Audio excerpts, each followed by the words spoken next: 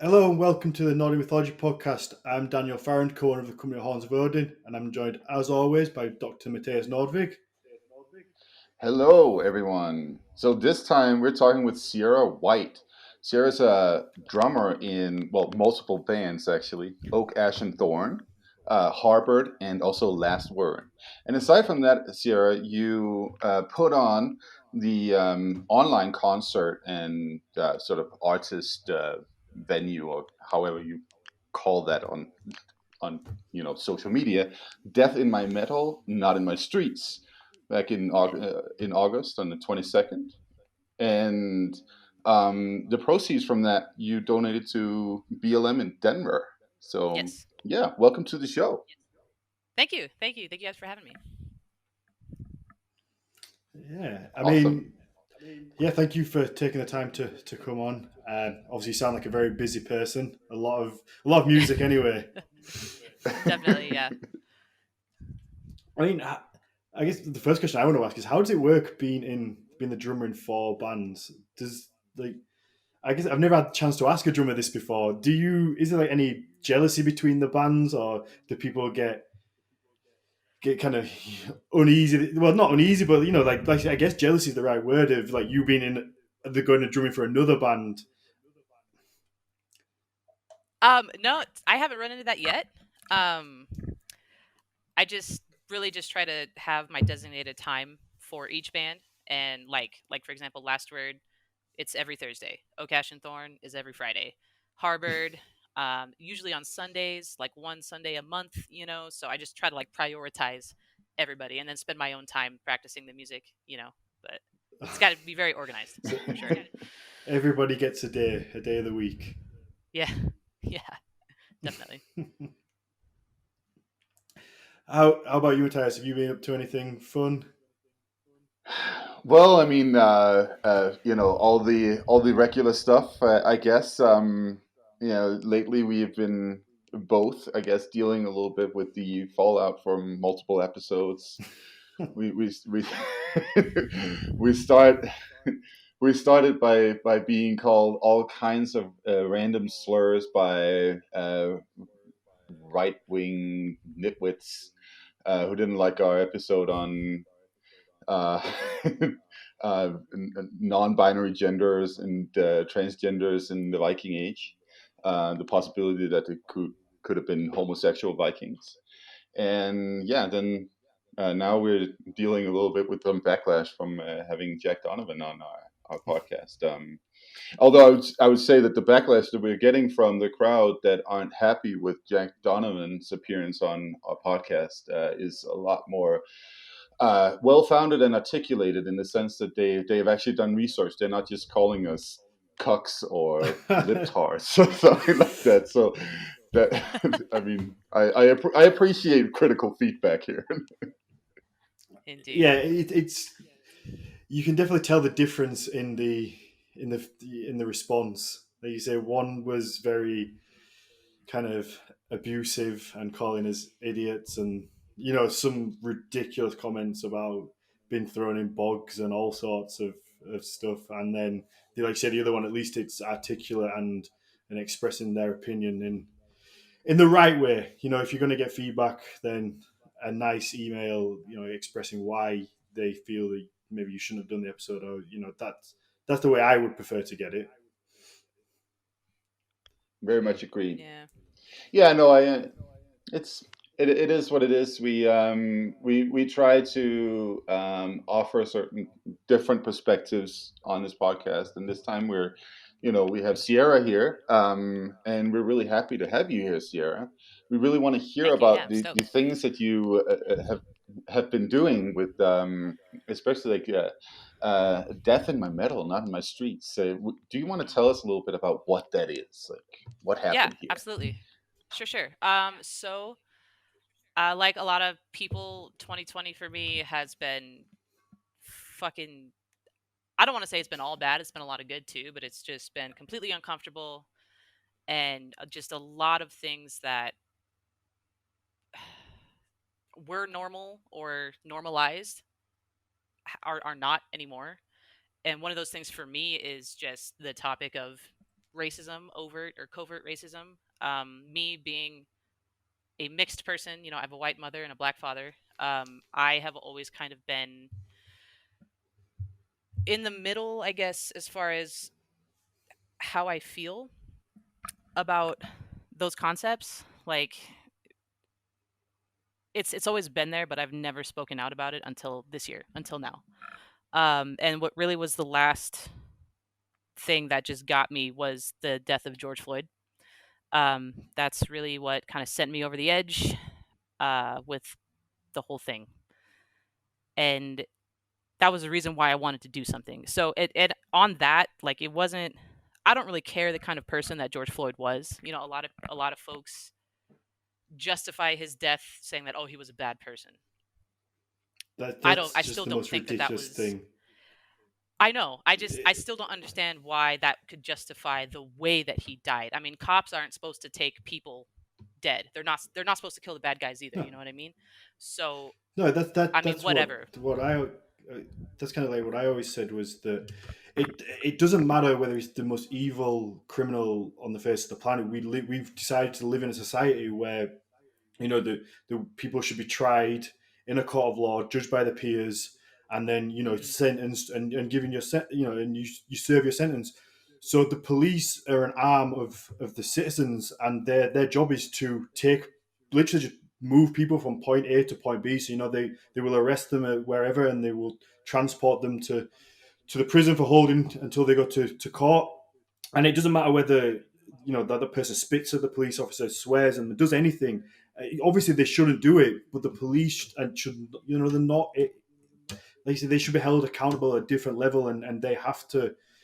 They're not entitled to use that kind of force. It's Right. mind-boggling to me that anyone can say, well, he was a criminal, so he deserved it. No, he didn't. Nobody fucking deserves that. It doesn't matter how you look Yeah, at it. It no, doesn't yeah. matter what he's done. It's their job is to take them to the prison, to the court, and then we go through our civilized. We're meant to live in a civilized nation. Well, Right. civilized world. Yeah, indeed. No, and I completely agree. So, just watching that happen and just watching so many of people that I associate with justify what happened was really like, okay, am I allowed to swear on this podcast? Of course, yes. Absolutely, Okay, okay, yes. cool. You already So have. just seeing that, oh, okay. Well, It's yeah, just seeing that was like, I am just fucking done. So I started I changed my social media completely. I started following a lot of activists, people of all races and backgrounds and genders, just to like get a perspective, get an idea, see what people are doing. And the one thing that stood out to me was, I can't remember who said it, but somebody said there are different lanes to activism. Know your lane and know what you can do. Not everyone is made for protesting. Not everyone is made for crowdfunding. Not everyone is made for you know, supplying people with food or supply or whatever. So I was like, okay, what do I do? I'm a musician and I know a lot of musicians. I Mhm. know a lot of artists. So I was like, shoot, let's get a show together, or let's get some bands together, some artists, and do what we do, play music, make art, and do it to raise funds. And then let's just give all the money to BLM because they will fund it to where it needs to go, bail funds, community healing, stuff like that. So the I just put a video out and I was just like, hey, because me and my friend Alasia, um, another local activist here in Loveland, Colorado, she was like, hey, sis, I want to do a protest in Loveland. Are you down to help me? And I was like, absolutely. So we put together this thing, like 100 people showed up, and it was super cool. So after I did that, I put the word out saying that I was like calling all my musician friends who want to get involved, whoever. I'm trying to put together a live streamed show for because we're in these COVID streets. We can't get together in a venue, but let's put together some sort of show that people can watch and donate money, and then we will donate to whoever we feel needs it. And I had a really great response from that. My buddy Cameron Johnston, who plays guitar for a band called We Are William here in Northern Colorado, he hit me up almost immediately and was like, hey, I'm down to help. What do we need to do? What's your ideas? And then we just kind of took it from there. We were like, let's make it a music fest, like something that we would see, that we would watch, like kind of layer it that way. Opening band, headliner, big headliner, um, all different genres. I mean, the majority of the bands were metal bands, all different kinds of metal. And then we had one kind of like American Celtic folk type band called Landward Rogues out of Grand Junction, Colorado. So that was really cool.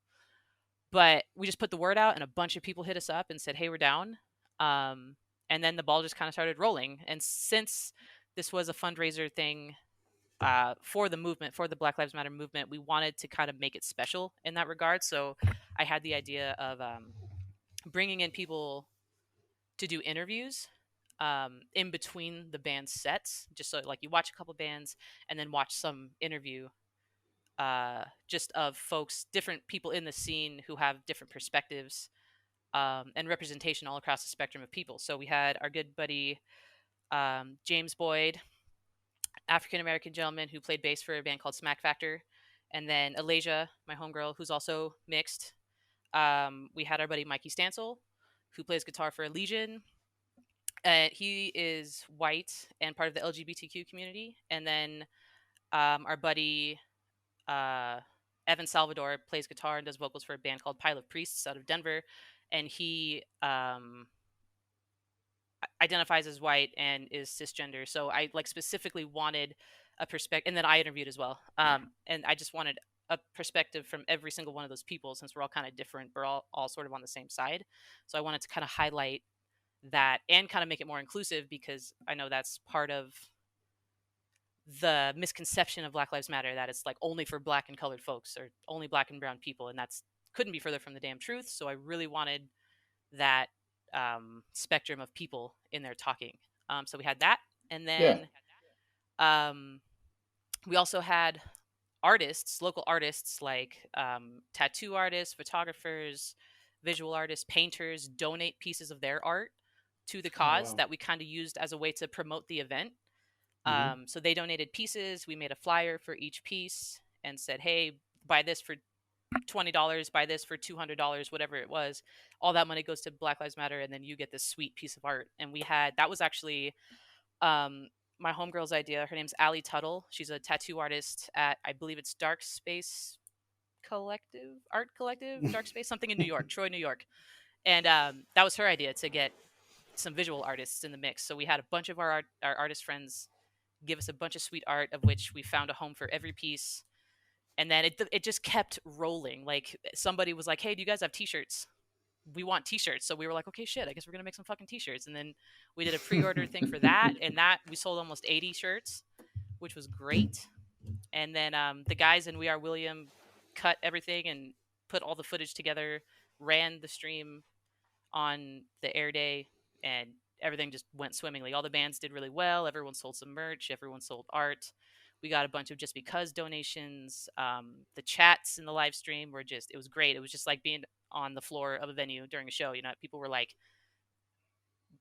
reconvening, like they hadn't seen each other in a while, so that everyone was talking, and people were buying things from the bands, and it ended up being really, really cool. So, and we were actually able to raise the exact amount was $2,802.86 that we gave to Black Lives Matter Denver the other day. So all good things. Wow, that's so cool. That's so awesome to hear. Yeah. So you mentioned a little bit like how you wanted this to be perceived, and also how you want people to understand Black Lives Matter. Would you care to share a little bit about what does it mean Black Lives Matter? I think you see out there people misunderstanding the concept a little bit. At least that's what I've been seeing. And for any of our listeners who might not necessarily know what Black Lives Matter stand for, would you care to just like share an elevator speech of that? Yeah, absolutely. So I think everybody has their own idea of what it means. So for me, in this just my perspective, to me, Black Lives Matter means Black Lives Matter too, like as well. And to me, that looks like equal or at least better treatment from law enforcement. Better, I mean, everything from like the kids in school to the neighborhoods to even healthcare. You know, you go to the hospital, you are subject to not getting the same treatment that you would normally get if you had lighter skin. I mean, I know that seems bizarre to some people, because you know, if you're not colored, you're not going to run into that issue, so you don't see it, you don't experience it, but it does exist. And it is a big deal. So, and honestly, the reason why Black Lives Matter was started was a direct response to the killing of Trayvon Martin. Um, I don't exactly remember when that happened. Uh, like 2018 or seven? No, no, it I was think might have maybe been it I earlier think was. it I even, was think it right? was sooner than 2000. that. Yeah. I'm just gonna pull it up. Um, we should, Yeah. we should, I'm so bad at numbers. Yeah, I let forget me. too. It was 2012. Oh, Okay, yeah. 12. Wow. Yeah. So I yeah, was I gonna was say gonna say it was 2013, but 2012, and I mean, for anybody that doesn't know about that case, that is one of the most sickening, absolutely ridiculous cases that I've ever heard. And I'll be honest, I mean, I'm like obviously quite clearly I'm British, and we didn't hear necessarily too much about it. Maybe I was a little bit younger, so it wasn't. I didn't pick up on it as much. And I think it was a South Park episode that actually brought it to light.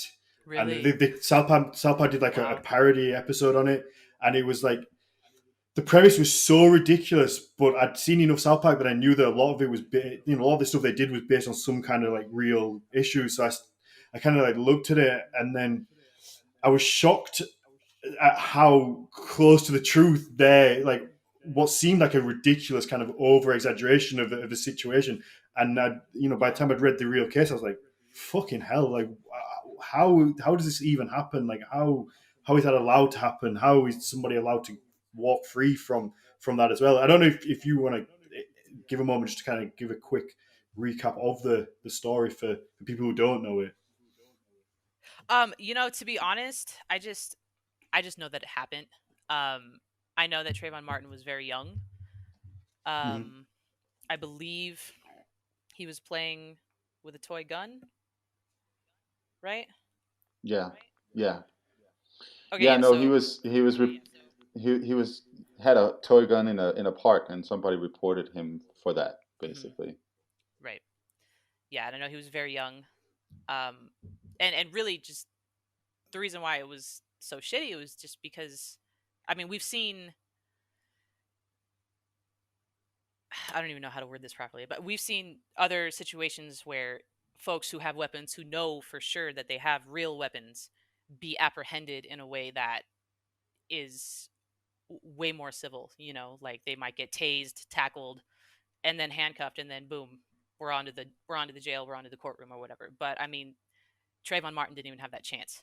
And that is what Black Lives Matter means. Like just take him alive. If you're going to take him alive. You don't. And I mean, unless I mean, and obviously situations, it depends. If you're being shot at, if I was a cop and I was being shot at, like actually shot at, then yes, I would defend myself. I would do whatever I felt was necessary. But a lot of these situations where these people of color are getting killed by police officers, that doesn't happen. They maybe might have a weapon, we don't know for sure, or they might just be under the influence of something, or they might have some mental health issues going on, and they're just automatically assumed and they're shot. That's Mm. so that's Yeah. that's what Black Lives Matter means to me. Is just just take them alive. Yeah, Period. I think in a lot of the cases as well, it's that in most cases it seems that the people who do the shooting tend to walk away free as well. There doesn't seem to be any retribution on them. I know Zimmerman, who shot Trayvon Martin, he ended up being acquitted on all charges, Hmm. and that it doesn't make it right, but at least if there was some justice on the other side after, and then they was made to pay for the crimes that they committed and made to pay for the murder, it may soften it a little bit. Obviously, it doesn't bring the person back, but when they actually end up walking away and having their life as usual after committing a crime like that almost that's like rubbing salt in the wound almost. Hmm. Yeah, absolutely. And I mean, just to kind of like bring it back around to what else it means for me, Black Lives Matter. Historically, in this country, Black folks, colored folks, period, have just kind of gotten the short end of the stick. Um, and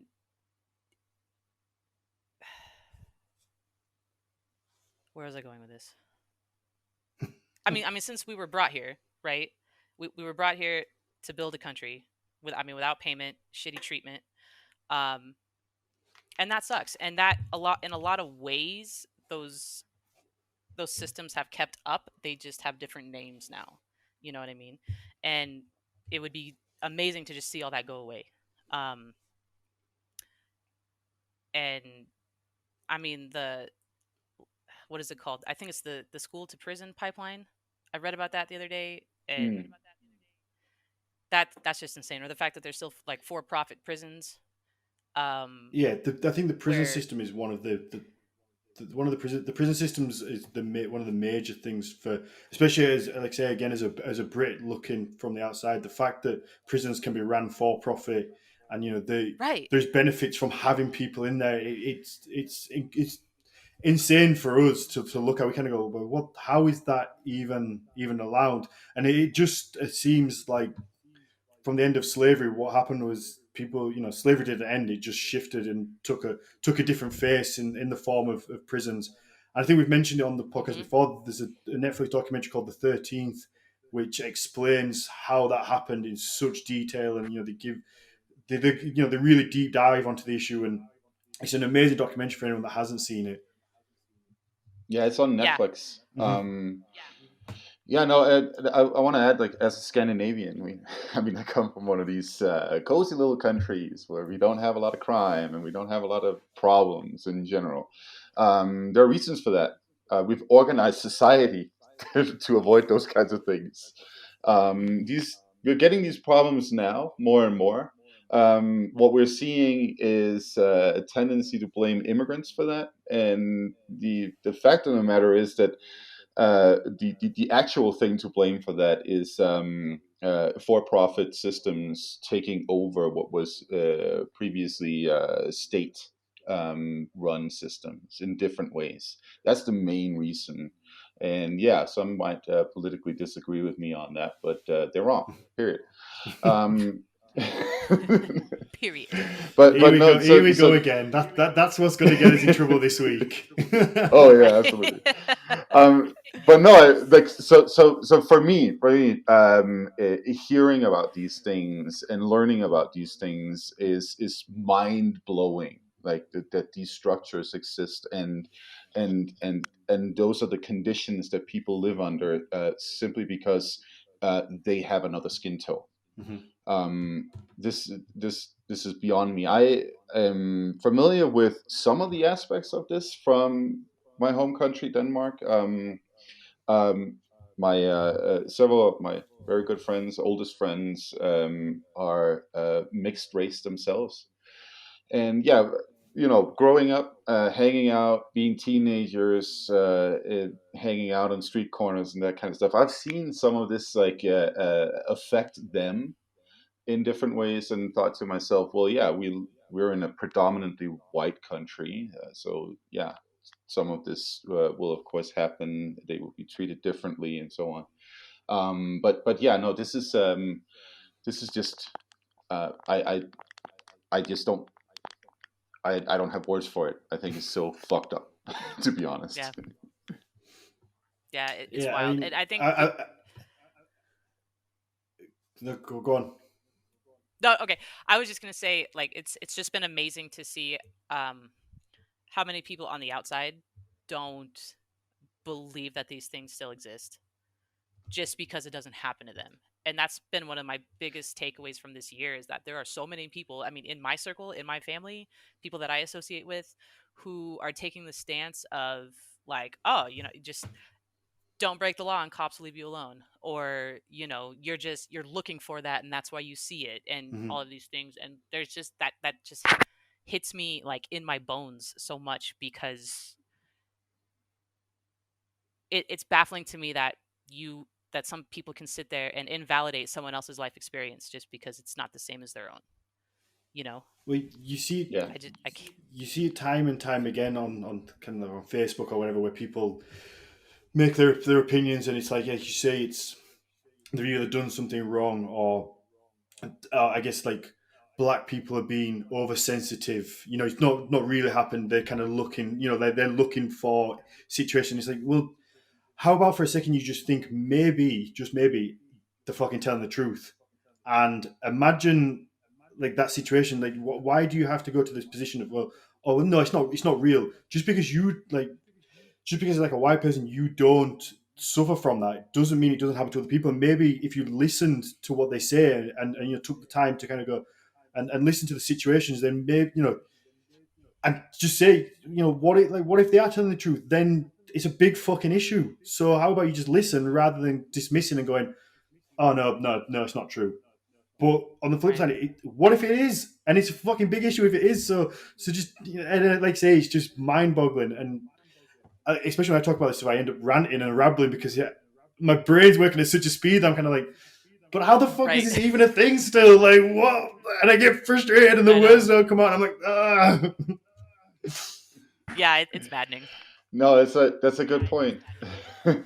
I want to add something to this. So as a European, I have grown up with fictions about America mostly. Right? You see a bunch of like TV from the U.S. In Europe, and a lot of this, sitcoms like Friends, and then later iterations like How I Met Your Mother. Everybody is nice and white in those sitcoms, right? Everybody's like this white person, and there's like there's a whole group of people that's not represented in these. Except as sort of like side characters, and somebody who pops up, like How I Met Your Mother is a great example of this. We have Barney Stinson. He has a black brother who then shows up once in a while, and that's that.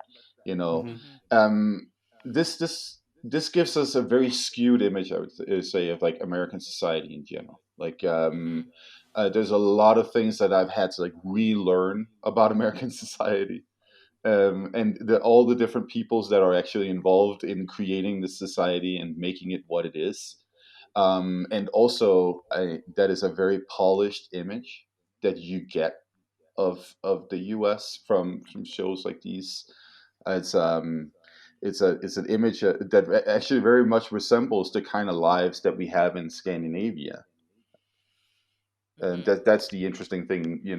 We as Scandinavians, I think we can identify with it because it actually resembles the lives that ordinary people can have in Scandinavia, in the sense of like the financial situation for these people that you see. Everybody gets to go to college if they want to, pretty much. That's something that is available to Scandinavians because college doesn't cost tuition money. So when somebody on that kind of show mentions, oh, we went to college there and there, that's like just like normal to us, like, because that's what anybody can do in that country, right?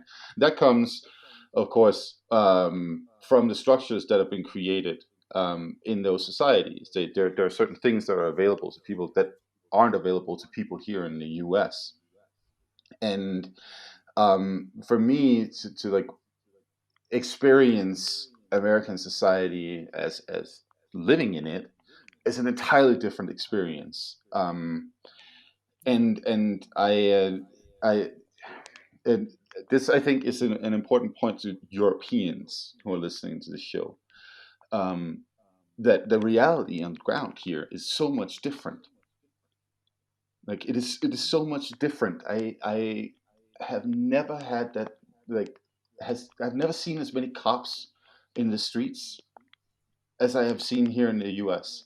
Like that, I've been in multiple European countries, never seen so many cops. There are cops everywhere. It's an entirely different life than the one that we actually see on TV. And I think that's so incredibly important to keep in mind too. That there's the America in the media, and then there's the America in reality, right? Yeah, I guess just piggyback on that. That just made me think of something. And I guess if you relate back to like the Norse mythology and like the Viking Age, I guess we assume that we don't find everything. So like the things that we found, we know that we haven't found every piece of, let's say, like rune sticks. Like you've only found like 5% of that. So to relay that back, like you see all these videos online of police brutality. Now you have to assume that maybe only 5% of those are in a situation where somebody's managed to get a phone out, be able to film it, be able to document it. So how many cases and how many times does it happen where nobody had a phone? Maybe the cell phone was dead. Maybe the police threw them to the ground before they had time to get it out. Maybe they were on their own.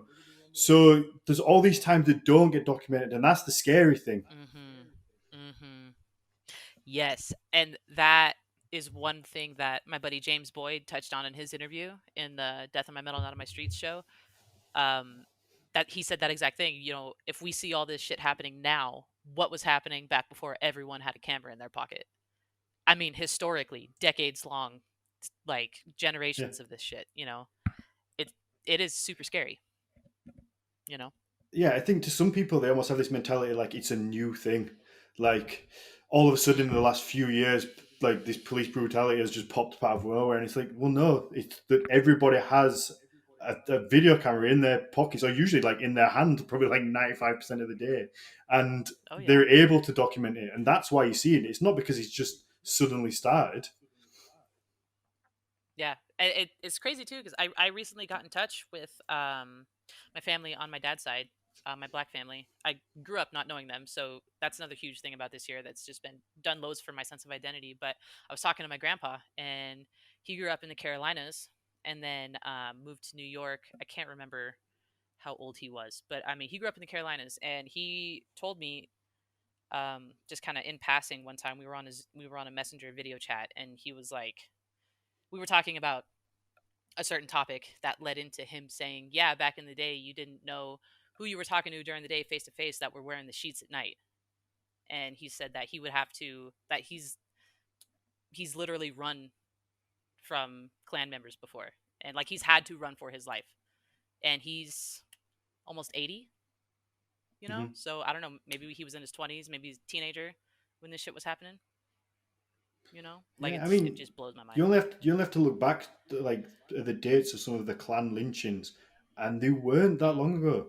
You're talking maybe like No. 50 years, 55 years, which is such a short fucking length of time. It's ridiculous. And And one then thing you I have after that, I just want to add, then you have after that, homicides, and um, uh, then you get racially motivated homicides, right? And Mm, the definition of some of these lynchings have changed, but there are still lynchings going on. I just absolutely. this morning saw a friend of mine posting that a black man in their community had just been found killed in a ditch, and his corpse was burning. That sounds very similar to lynchings to My me. God. Mhm. Jasper County, Iowa.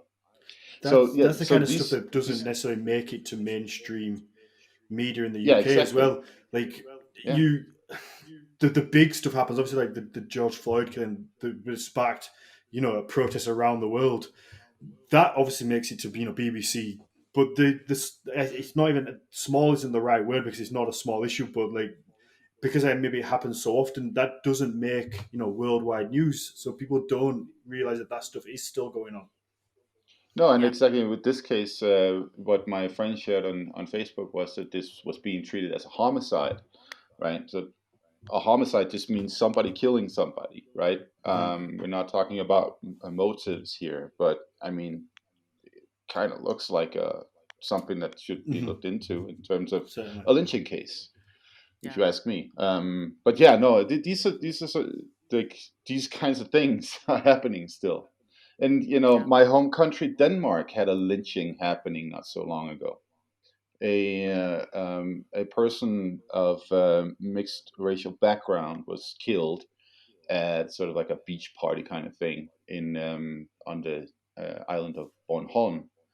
Um, and the police and the entire establishment in Denmark refuses to talk about this as a hate crime, as a racially motivated crime, even though those two individuals who are involved here, a couple of brothers, have links to verifiable white supremacist groups, and Mm. I think one of them also has like a Nazi tattoo. Yeah. You So know, it's Yeah, no, these are, and I think, for a lot of people who aren't like all those people on the sidelines of these things,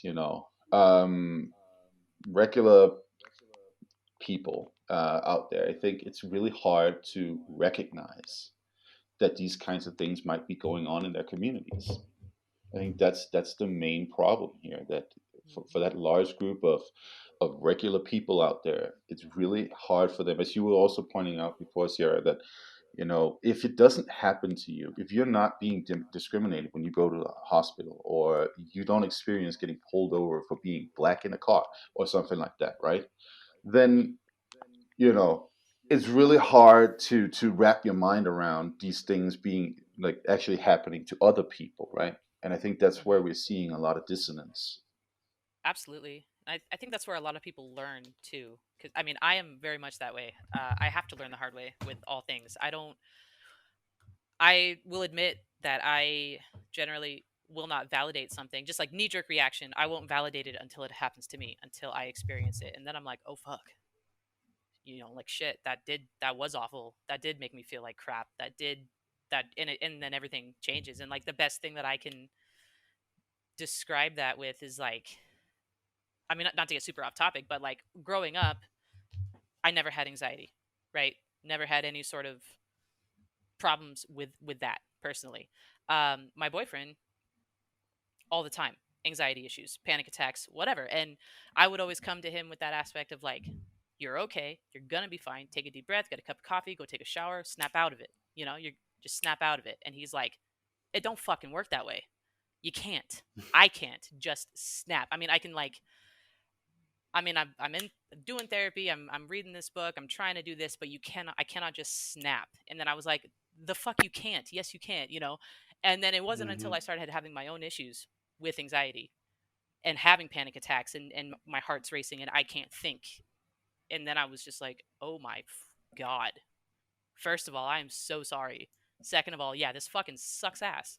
You know what I mean? So it wasn't Hmm. until that I went through something similar before I was like, Yeah, okay, I hear you. absolutely. I know your pain on that one. I used to be the same until I had to do Fuck, man. the best man's the best man speech at my best friend's wedding, and the whole Mm, week before, like I just felt had this feeling that I'd never had before. I had like a little pain or a pressure in the front of my head, and like my chest felt tight, and I was like, what the fuck is this? Like, what? I think I even went to the doctor and like, I'm not sure what's wrong with me. I feel like I'm having an aneurysm or something. And he's like, no, this is like you've got anxiety. I'm like, oh shit, like yeah, yeah, it's like that shit it's is real, not man.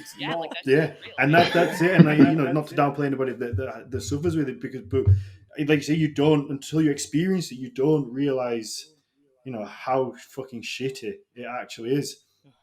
Hmm. Um, as Hmm. you said quickly, there's a couple of questions I really want to ask you, and Yeah. I'll try to break them down, I guess, because like you say, you play in a lot of metal bands, and I've always kind of seen I listen to quite a lot of metal music, and the majority of it is white men. So I want to Mm. kind of get your experience on like being a mixed race female, like a female as well in that kind of world, and how that is and how that works. And secondly, I guess we can jump on it to after is you also get a lot of the kind of like the white supremacy groups tend to be metal oriented, and Hmm. the twats that use Norse culture in their stuff. Um, Right. Yeah. so again, having that kind of in that world, and you also being a mixed race female, like how does that tie in? And Hmm. do you ever like play at the same events where some of these people are, and you kind of like, well, this is a fucking awkward one. Yeah. Yeah. So, just to start with the first question, um, when I first got into metal, and it's funny because I mean both my parents listen to metal, but it was largely my dad who got me into metal, and my dad is African American, and he's a drummer as well. He's who taught me, and he's kind of who got me into the whole thing. So, um, as far as growing up, it was never really a thing. I didn't really, I wasn't really like, oh, I'm listening to white people music. It was never. that prevalent until I kind of grew up and started going to shows, right? And then I kind of looked around once or twice and was like, yeah, I'm the only black person here for sure. And it's kind of weird. I Mhm. mean, I have been very fortunate in the fact where I haven't been a victim of overt racism. Like, I've never been attacked. I've never been um not served because the color of my skin. Like, I've always gone into a place and been seated or gotten a beer or whatever. But there's always looks. There's always people kind of like sizing you up a bit. Like, what's this person about? Are they cool? Mhm. Like, I want, like, can I say this around them, or can I, like, how comfortable are you? Or it's the other, like, oh, you're in our environment, like, let me tell this joke with the N-word in it just to see if you can hang. So I mean, it's really been a lot of that. um Mhm. but I've kind of taken pride too in being the only black person around sometimes at shows, just Absolutely. because I try to, I've always tried to not let it get to me. And since this year the safety blanket's been ripped off of everything, um all of that stuff has kind of come back. But like back in the day, I would always make it a point to like walk a little taller and speak a little louder and just kind of act that way purposely, just to show folks that, like, I'm not intimidated. And I didn't really realize that that's what I was doing until I grew up and was like, oh fuck. Um, but you definitely kind of have to do that a bit because people don't take you seriously. Like, when I started playing shows, there have been a handful of times where I show up with my drums and I'm the first person in the band there, and I'm trying to find the promoter or the door guy, like, hey, where do we load in? Can we load in? Blah blah blah. And I've literally walked on stage and been like, hey, is this where I set up my drums? And the sound guy will be like, yeah, just let the drummer know that they can set up right there. And I'm just like, that's me. Yeah. I'm the drummer. I can set up here. Okay, cool. People just don't. They just automatically assume that, Yeah. like, I'm not in the band, or I'm a girlfriend, or I'm Mhm. this or that. So you kind of have to put your foot down and be like, I'm here. I'm the fucking drummer. Where do you want me to set up my shit? And that's just the attitude I've taken. It's kind of like made me have a bit of a tough shell. I'm super soft on the inside, but like in those situations, you really have to fight for your validation almost. Because people just assume that you're just So Mhm. another chick at the bar or fucking whatever if I else. can just share, if I can just share one thing with about this, like, so I have some experiences that are vaguely similar. They're of course not based on race; they're based on how I Hmm. dress, and Okay. that's a major difference. I mean, I choose to dress like this. Um, Hmm. but yeah, when I do things in academia, people are always like, "Who the fuck is this guy?" that Yeah. dude with tattoos on his hands and like a cap and not really. I mean, for a while here, especially like when I first landed in Colorado, I I realized that Americans they respond to like those first impression kind of Hmm. things, right? What Hmm. they see Definitely. is like equals some kind of like category they have in their head. So I started wearing a Hmm. tie because then everybody would call me sir. Um, Yeah. Yeah. Yep. That sounds right. and it was fun. It was fun for a while. Then I got sick of it because I'm like, yeah, wearing a tie can be fun, but I think it's ridiculous to put it in these banal idioms, judge a book by its cover. Oh yeah. So yeah, I started. As I went back to how I usually look, t-shirts, sometimes a cap. Now I wear a trucker cap all the time because it's just become part of my identity. And yeah, when I walk into academic settings, people are like, "Who the fuck is this guy?" Right. And I get this, like, I have to like build myself up in the same way as you're describing right there. Is like, yeah, I'm the fucking drummer, right? Like, yeah, Hmm. I'm the fucking teacher. Yeah, I'm Yeah. I'm the guy who's going to be teaching you stuff here. A lot And of I my former will. students have told me. Sorry, go ahead. Oh no, I was just gonna say that I will admit I am completely guilty of that, especially with you. When you told me you were a fucking professor, I was like, wait a minute, what? Like, you don't look like a professor. Like, at least not one There that you I've go. ever seen. It's just that No, it's he that doesn't at conditioning all. that we've all had. Like, we're all conditioned to think that like athletes are supposed to look like this and doctors are supposed to look like that, and it it's so stupid. I hate it. Yeah. No, and it's like I've even, I guess, I've even had like an encounter with the campus police one time, where they obviously thought I was some kind of crazy bum. Uh, Wow.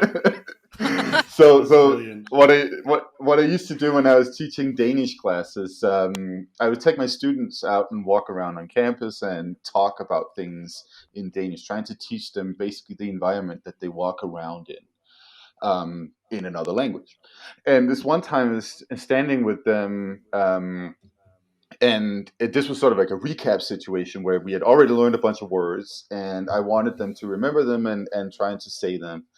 And I was pointing at a intersection. And I was asking them what is the word for intersection in Danish, and they were all standing there and like concentrating, trying to remember. And this cop rolls by, and he's like, "What's going on here?" Jesus Because Christ. he obviously thought I was some rando who had just like walked on campus and started rambling at the kids. Is he You're bothering like, you? no, Yeah. I work here. Yeah, Thank you. yeah. It's like I'm teaching them. And he's like, teaching them what? Yeah. Just teaching them isn't a good enough excuse. No, exactly. So no, I mean, these are obviously the fundamental difference here is that, I mean, the reason that I am being quote profiled unquote is, you know uh, things that I've chosen to put on my body. It is not my body in and of itself, and that's a very important difference. But I mean, I in some way I feel like I can relate to some of the things you're saying there. And it must be incredibly frustrating to have that situation happen to you all the time just because you are the person you are. Hmm. Yeah, super frustrating, especially when you're coming from the point of like, this is what you love to do. This is part of who you are, whatever that is. Maybe you're a weightlifter, or you're a musician, or you're a medical person. Like, you've spent so much time doing this, becoming this, learning the ways, and you're ready to work, and you're ready to share your art or share whatever it is that you're doing, and then you get to your first job or something, and they're like, cool, where's the actual person who's going to be doing this? Because it can't be you. Hmm. Clearly it's not Right. you. It just invalidates your whole fucking experience. Absolutely. So I've taken that and tried to undo my own conditioning with that too, because I mean, there's things that I assume as well. I mean, we're all conditioned to certain like stereotypes, and like, oh, people from this country are obviously all poor, or people who do this or this, and it's been a really eye-opening experience to try and step away from that, like get out of that box. Yeah, absolutely. I think we all need to do that a little bit. Mm. Um, so to jump back onto like the second part of the question, I think when I was doing a little bit of research before the show, and I saw, was there like a group of white supremacist kind of metal bands that tried to do a concert in Colorado maybe a few years ago or something, that got shut down or stopped, and I Yeah, was that wondering, happens yeah, often. that's what I was going to say. Like, I was wondering, like, how that, not only, like, say, as a, as a black lady, how does that? You have a closer connection, also, that it's the same way, I guess, like me and Mateus do, is like it's the Viking culture, it's the Norse culture, and you have an extra little attachment to this group of people that kind of like letting down your team almost, like whether it's the Hmm. metal music or it's the Nordic culture. You have this group of, like, let's call them, well, the Arkunts, who are just basically, they put in a whole bad name on the whole thing and the whole community. So, like, how does that work, and how do you kind of get across that? And like, hey, have you ever had to play at a gig where there is one of these bands playing, and just be like, I don't understand how you go about that without even just saying something, or I don't know. Yeah, I mean, as far as like the shows coming through town that get shut down, um, I mean, so me personally, I'm still trying to figure out where I stand on where do I separate the art from the artist. Like, will not lie, I'm still figuring out how I feel about that, because I have been known to like some black metal bands who are a little too far over there. You know what I mean? And I know that now. Mm-hmm. Didn't know that when I first started listening to them, but now I know now, and I'm like, fuck, I still have a connection to their music. The music that they created still did something for me, but like now I know they're racist piece of shit. So like, do I still support them by listening to their music, buying merch, or do I just say fuck them? And I'm still largely trying to figure out how I feel about that. That's always a really tough one. I don't know if there was Yeah. there was a Welsh band called Lost Prophets, and I'm not sure whether how big they were in America, but in the UK they was pretty big in like the 2000 era where kind of poppy rock was big. And they had a couple of good songs, but it turned out that the lead singer was a paedophile on the highest level of grotesque. Like he Oh, would fucking. convince Ooh. some of his fans who had babies to kind of like do all kind of Oh like lord. all fucked up shit, like on the worst spectrum. And it came out, and he's now serving many years in prison. But you got like, I always think there must be people who like have their lyrics tattooed on them, have their logo tattooed on them. The music is still on Spotify, and then it's also the like to the other level. It's like there is three other members in the band who have lost all royalty rights probably forever on music that they maybe equally created because of this one sick fuck. And it's like that kind of they reminded me of that conflict of, is it okay to listen to the music because you're not directly Right. supporting them? There's other people involved, but equally it's like I really don't want to listen to the music because of the extreme nature of the things that somebody involved did. Mm-hmm. Yeah, like I was just gonna say I feel like I'm leaning towards kind of just drawing the line with bands like that. Like Mm-hmm. we didn't know this when we started going down the rabbit hole of this band, listening to their music, and like we established a connection because music is music, and that's what music does. But I think once you kind of realize what the music is rooted in, then to me that's like, okay, well now I know where this shit comes from, and that's not how what I identify with. That's not how I align myself. It's not what I want to align myself with. So maybe I'm gonna back away now, you know. So I think like the older I get, that's kind of where I'm at. Like it was cool back then, and you grow too, and you grow out of certain stages in your life. And back when I got into black metal, I was just young and reckless and only cared about being reckless, and that was the music that like served that highest good that I could find. You know what I mean? And now that I've grown a little bit, I'm like, yeah, we don't need to be cold all the fucking time. It's fine. We can put a little pause on that. So now, but as far as like, if I ever had to play a show with white supremacists or whatever, I don't know that I've ever have. I've definitely been to a show where there were some skinheads. It was a mayhem Mm-hmm. show in Denver, and there was a small crew of folks who were clearly skinheads. And I'm not gonna lie, I was intimidated for sure. I was there with all my friends. I mean, I know a lot of people in Denver and in Northern Colorado who we all would go to shows together. Like that was the time that we all saw each other. And the Denver metal scene, the greater Denver metal scene is very large, and we're all interconnected by like some person or one band. We all kind of know each other a little bit. So I mean, I was surrounded by folks that like would have thrown down if it came to that. But I did observe a little bit, and those guys, they really kind of just kept to themselves. They weren't really mingling with anybody else. They definitely saw me. I mean, I made eye contact with one of them, and was a bit of a stare off. But I mean, I didn't like cower, I guess is the word. I tried to hold my Mm-hmm. ground. Just the best I could. But I'm not gonna lie, I was shaking in my fucking boots for sure because I just didn't know how real they were. Because there's a lot of assholes out there that like look the part and try to be tough, but when it comes down to really doing shit, they ain't gonna do shit. But I couldn't tell how these guys were, so I just did my best. I It's tried to not let them intimidate me. I tried to stay where I was standing. I didn't move for them. You know what I mean?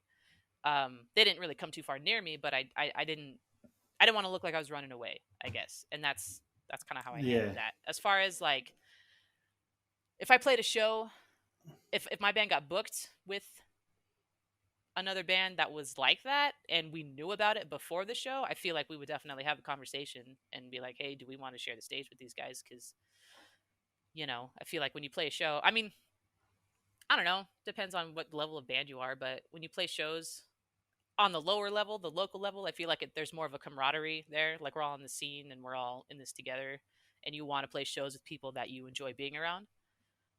So I would definitely have a talk with my dudes and just be like, hey, do we want to fucking be in the same space as these guys? What does that I look mean, like for us? Because I know when people come see shows, they'll be like, oh, people know that these guys are Nazis, but like all these other bands are, that's clearly not a problem for these other bands, so they're gonna play a show. Like I would definitely have at least a conversation. yeah, I can't really think of another situation where like maybe the venue should probably have some responsibility to be like, look, we don't want to fucking Definitely. book you guys, because like in any other walk of like, if there was people who were white supremacists, like they just wouldn't get booked or it would be attacked, and it seems kind of weird the fact that even a venue would want to book anybody like that, and maybe it's because they're not getting the backlash from the audience because maybe it's a little bit more accepted, but that's what kind of like my opinion would be, that the venue should just be like, we're not going to book you, and then suddenly you're going to force that stuff out Right. of the scene. Absolutely. And I think that's what happened with one of the more recent shows in Denver. That it like got canceled, got booked again, got canceled again, and then eventually had to go to like an underground invitation only type place. But I believe that venue was the High Dive in Denver. Once they figured out what was going on with bandmates and everything, they were like, yeah, fuck y'all, we do not want this in our house, go somewhere else. Mm-hmm. And I dug that because they put their foot down and they said, this is what we stand for. Like, these are the kind of people that are allowed in our venue, and hateful people can fucking kick rocks. And I was about it. You know what I mean? So Mm, I feel like more yeah. people should take that stance, Actually, just not tolerate it. yeah, I agree completely. And you know what? I feel like my experience of the Denver scene is actually that it's actually very eclectic and inclusive. You Yeah, have people from so many absolutely. different backgrounds. Um, a lot of metal shows in Scandinavia. If you ask me, this is like a huge sausage fest. There's like 90% dudes, and that's that. But you see a much bigger gender diversity in Denver. In my opinion, Hmm. at least that's what I've seen so far. So I think on all levels, I think that there's a very healthy metal scene in Denver. Like a lot of good Hmm. people are involved, and I think that's so awesome. Um, Definitely. Sierra, I wanted to ask you a question about heritage. We talked a little bit about this in private, Yeah. like this. Basically, you have two backgrounds here Hmm. that aren't that are clashing in some weird way, right? Yeah. In in the sense that on your mother's side it's German heritage, and on your father's side it's West African heritage. I And think spiritually, it's kind of what I think. you think yes, I yeah, haven't like taken a test yet, but we plan to do that soon. right. And these two sides are basically going in different directions, because obviously, I mean, we have on the northern European side, the German side, people who are appropriating our culture to use it for racist bullshit. And do you want to speak a little to how that works for you? Sure. Yeah. And honestly, so I did a little bit of research on my mom's maiden last name, which is Heflin, and that most records I find say that it's actually Gaelic. Um, so I might actually be Irish. I don't know, but once I get to do an ancestry test, we'll figure it out. But anyway, as far as Half the world's Irish, I think. Yeah, It feels yeah, like everybody probably. somewhere has got some Irish in them, which isn't a bad thing at I love it. all. No, not at all. But yeah, so one thing that I have kind of run into is actually more of like my colored friends coming at me and being like, "Hey, why are you getting into this?" Because the only thing they've seen Mjolnir used for, or the Volknut, or any sort of symbology like that, is on Nazis, right? So that's the only thing they have to, what's the word? What's the word I'm looking for? associate. That's the only thing they have I to guess associate those I guess they symbols with. associate so with it. Yeah. So I try to do my best in that regard to kind of explain to them that, like, you know, even white folks come from indigenous people. Like, we all are indigenous if we go back far enough, and that these symbols are the symbology that their native ancestors used for a whole lot of good, and like it's it's shitty that a group of people takes these things because they feel connected to that heritage as well, but they're using it for their shitty ideology. So I try to just give people what small amount of history I have, saying that, like, these symbols kind of represent this or that. And it's okay. I mean, I fucking think it's okay for white folks, especially, to kind of reclaim the spiritual traditions of their ancestors, because that's what they were first. Like, these symbols weren't. I mean, generally, were not symbols of hate. You know what I mean? And there's a lot of people from all backgrounds that are kind of going back to the indigenous practices of their ancestors, and so we're seeing a lot of ancient symbology come up. And I mean, I think everybody should do that. So yeah, I just try to decolonize that a little bit. Just tell folks that, like, you know, if black folks can go back to Africa and start using those symbols, then I don't see why white folks can't do the same with their ancestry and start reclaiming the meanings of those ancient symbols. yeah, Absolutely. and I really like that that you say decolonize, because Yeah, man. James Baldwin wrote this. He said that, white supremacy and racism erases the background of the white person as well. Hmm. Wherever these white people who are now in North America came from, right? Their culture, their original identities were erased through, becoming part of, like, this bland mass of white people. Hmm. And that is also a um, a an atrocity, to an extent. It's not an atrocity at the same level as, slavery and racially motivated hatred, but it is an atrocity towards your background and who you are and where you come from, right? Um, and, Definitely. and I think it's really important to recognize this. I think it's also really important for a lot of people out there to recognize that, those who identify as Scandinavians here in the U.S., most of them, they uh, probably have, some percentage of Scandinavian, but it doesn't have to be that much. There are people that they would identify as black people in Scandinavia that has more Scandinavian background than they do Right. genetically. Uh, Right. so that's another thing to keep in mind, right? That's Um, 23 and me letting people know these tiny percentages so they can be upset Right. about something. It's like, Yeah. exactly. again, to go back to reference South Park again. They touch on this subject, and I think Randy has a situation where he wants to be offended for something. Like, he does a 23andMe, and like he's hoping that he gets like a percentage of like African American in him, so he can use it in some way. And it comes back that he's like a small percentage Neanderthal, and he kind of goes down this route of being like, you fucking Homo sapiens, you killed my people, and kind of goes on this big Yeah. rant. And it kind of touches true on like what some people get, like when they do these tests and they find out they've got this small percentage of something, and then suddenly that's now their identity, and they get really offended Right. by things. And I found that episode just to be so kind of like true to how some people act. My goodness, yes. And I can speak firsthandly to that, because once all of this started here in America, I mean, for me, first, I mean, the first murder lynching that was just blew my mind and broke my heart was Ahmaud Arbery. That one was really the first one where I felt connected to it somehow, and that that was it. And that was kind of start. And then George Floyd happened after, and then after all this shit, I was just like, okay, fuck everything. Like, that's honestly what motivated me to get in touch with my black family. I started reading about things about Black culture in America, African culture, African spirituality.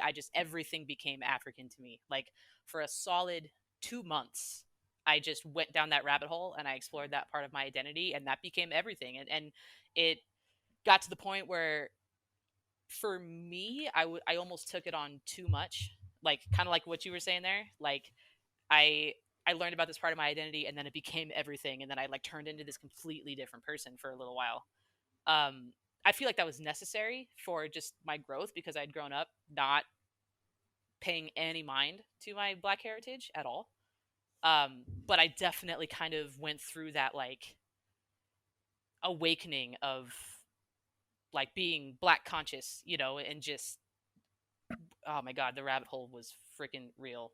And now I'm kind of coming back a little bit, because now that I'm kind of calming down from that wave. um, I realized that, I mean, because I was listening to a bunch of different podcasts and following folks who people on the other side would call just like radicals, right? Um, People that are just calling for um, abolition, defunding of the police, fucking just Black healing, all of these things that people think are radical. Like, I was listening to just that one side, for the longest time. That I was about it. And now that that's calming down, I'm kind of realizing that, like, okay, that that was necessary. I needed that to grow. But as much as I want that to be my whole being, it's not my whole being, because there's still this other half of me. So I very staunchly, as far as like heritage go, or feeling like I belong on either side, I definitely, I feel like I belong in both and neither at the same time. You know, like, I can't fully identify with Yeah, just being Black, and I can't fully identify with just being white. yeah. I was just about to ask how that kind of not necessarily conflict, because I think you can be proud of both, and there's nothing wrong with being proud of both. Definitely. But do you find you you don't necessarily get accepted, or they don't feel fully one way or the other? Like, it has to be. Hmm. It's quite sad to hear that as well. Like, that people do feel that conflict, that it has to be one or the other, or not fully either way. Right. Yeah, and you see it on both sides. I mean, there's things that I do and say and think that white folks will be like, "Ah, that's just because you're half Black," or you know, they can't vibe with that just because. And then I get it from the Black side too. I mean, there's Black folks who are like, why are you hanging out with these white? I mean, no one has actually like said it to my face, but I mean, I know it's out there. And it does happen to other folks too. Like, you stick with your culture.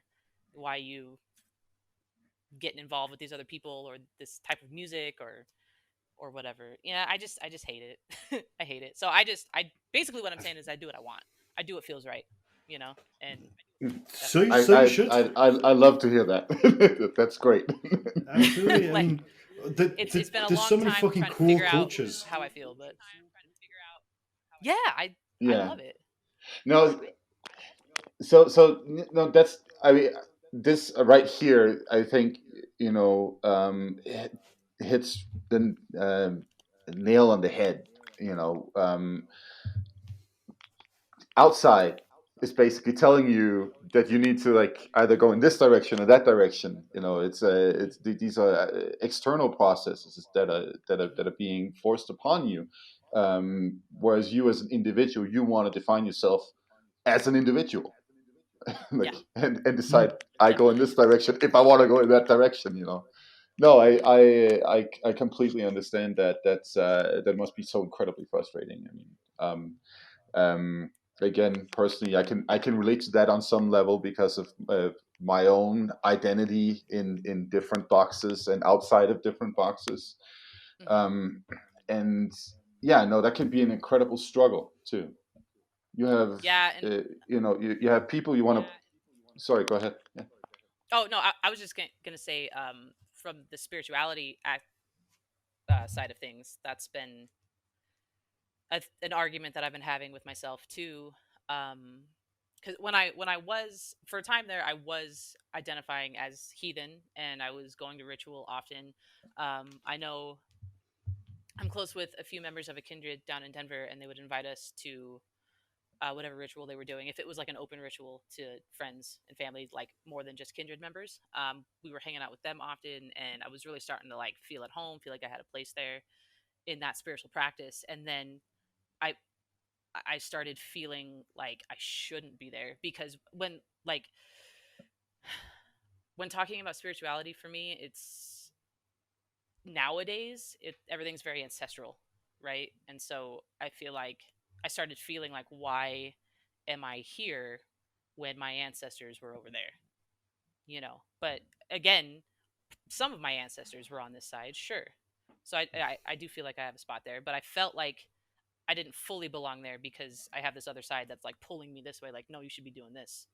You should be talking to these people. And so I finally just said fuck that, and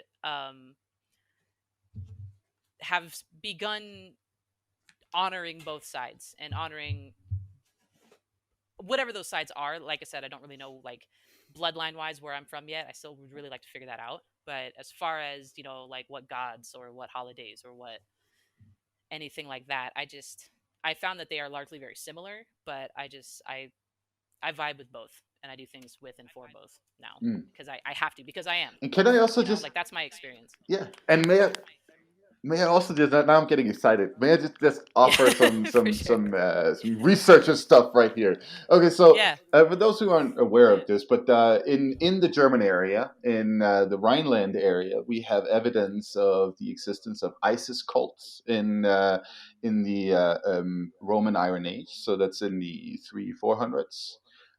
Just before conversion to Christianity, also in the 200s, and Romans basically brought the cult of Isis to the area. So that's Egyptian religion. We also have evidence of the Mithra cult. So that's Persian religion. And a nice little thing that I found when I was digging through some skaldic poetry a long time ago, it's actually the existence of a supernatural being in Norse mythology named Legbada, which means leopard. So I don't know how that leopard ended up in Scandinavian mythology in like one reference, right? But there's a leopard.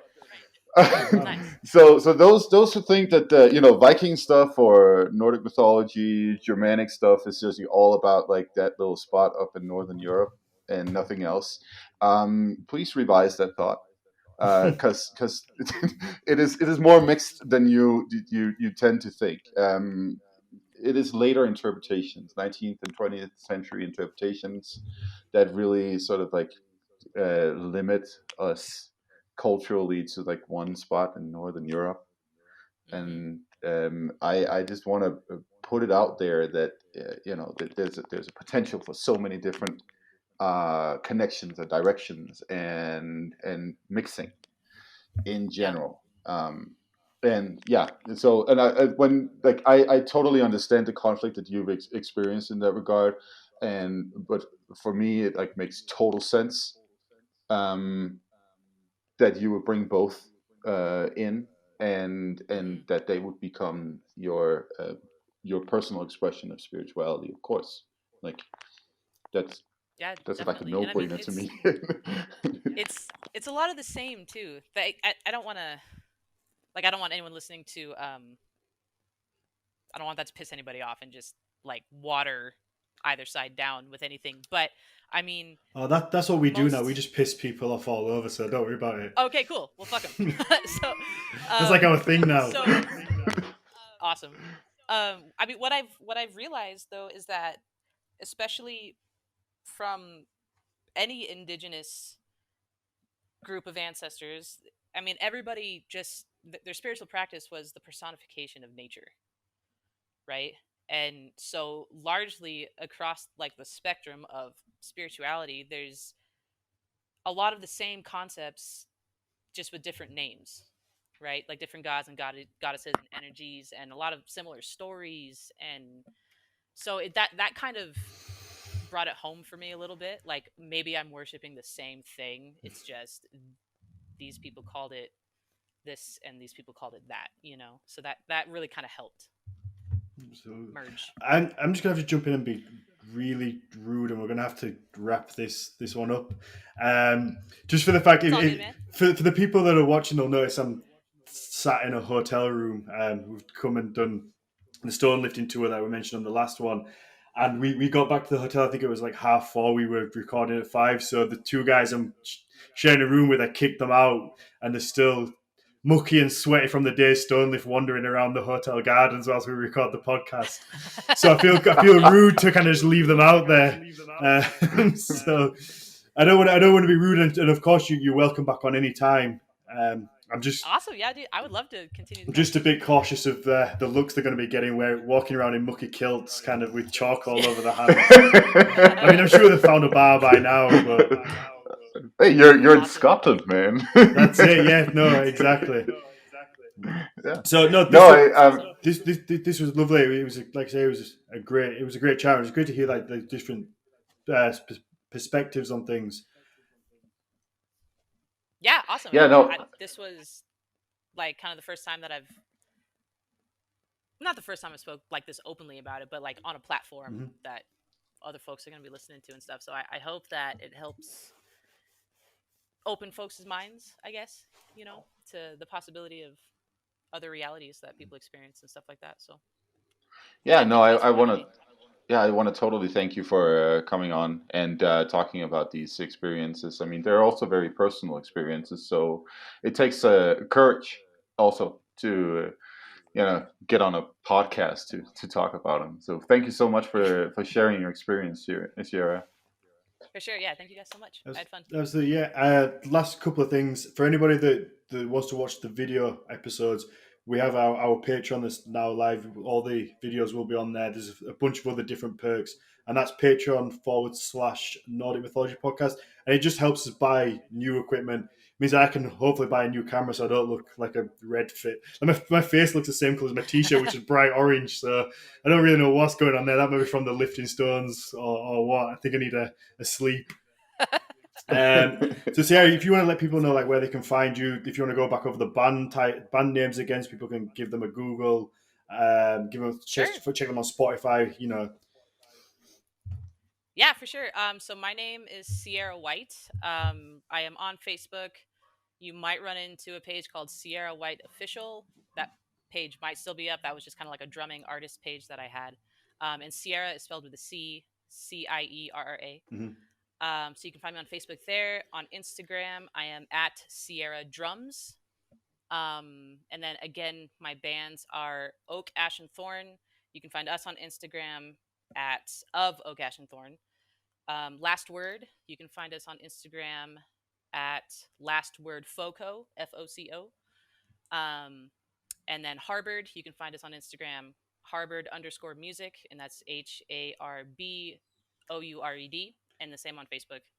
And then we've all got Spotify's and Bandcamps. And what I'll do is I'll get a list off you, and we'll put them in the show notes. And we also put like an episode pack together for people on Patreon, so they give them the details and where to find it all.